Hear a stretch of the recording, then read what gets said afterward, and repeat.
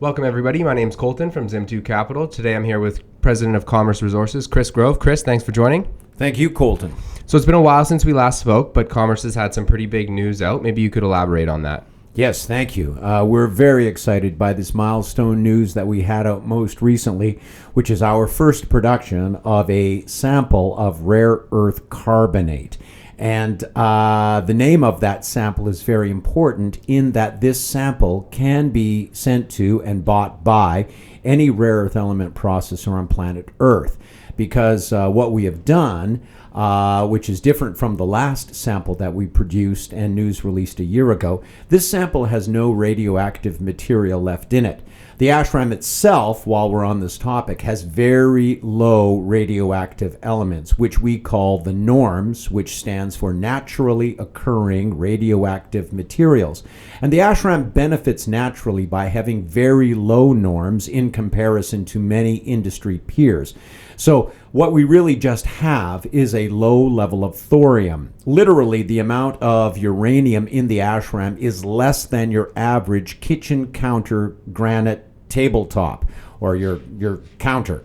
And at any rate, at 1 to 2 parts per million uranium. And then we have about 300 ppm thorium, but this is extracted as we just did in this sample. And so the sample can be sent to any country in the EU, France, Estonia, or into the United States. And so we're very excited by this sample. The second thing about this sample is it also has, because of the natural distribution of the ashram, it also has a very high percentage of 2 of the 4 rare earth elements that are essential for magnet manufacturing, and that is neodymium, praseodymium.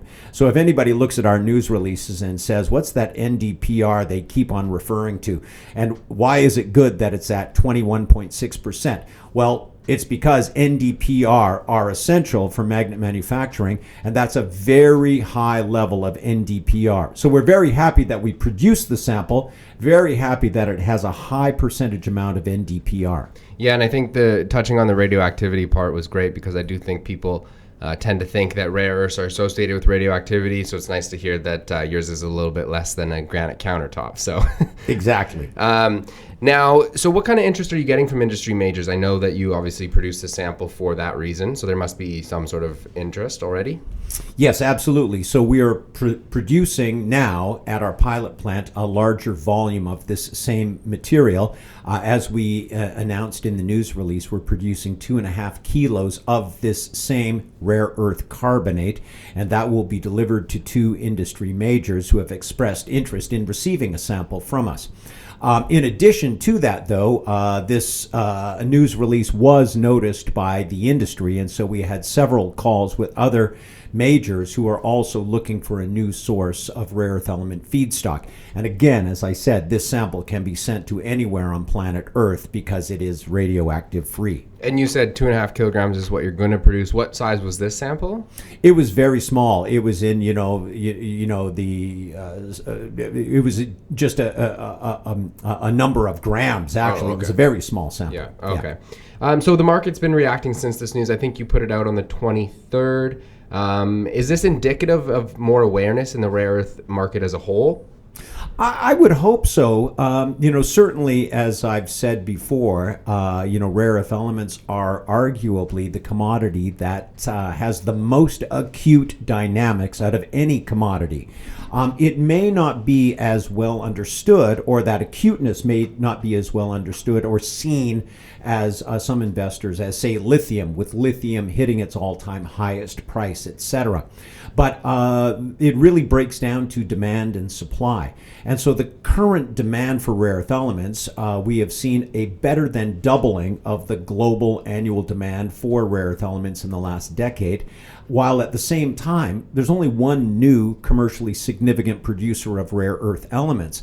And so that has led certain analysts to suggest that we need 4 or 5 major new rare earth element mines to come on stream in the next 5 years to satisfy this continued increased global demand. Wow. Yeah, so it's a very exciting commodity to be working in right now. I'm hoping that investors are, seeing this opportunity.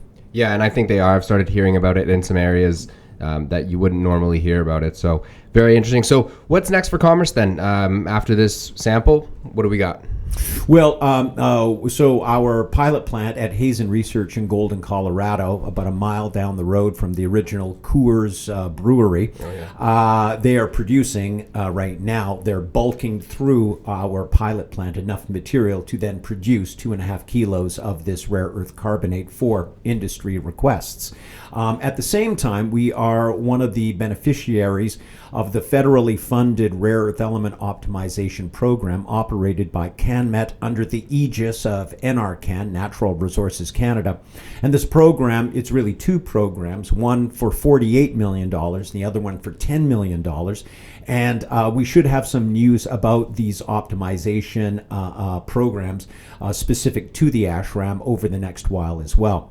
While we're working on the production of these samples, while this optimization work is going on, we do have other provincially funded optimization programs, and there's a new one where we are having material worked on by Coram, a highly regarded R&D facility in Quebec. And then at the same time, we are continuing all of our work on our pre-feasibility study. So there are, 13 different components essentially of the pre-feas, and one of them, for example, is the selection of the site where we will look to place our downstream processing facility. So there are many different aspects that I think investors will be able to understand as we progress further along the road of finishing the pre-feas. Well, it sounds like there's lots to come in the next few months here, and we'll keep updated with that and make sure you're on camera as much to tell that story. So thanks a lot, Chris, and we'll see you again shortly. Thank you. Thank you, Colton.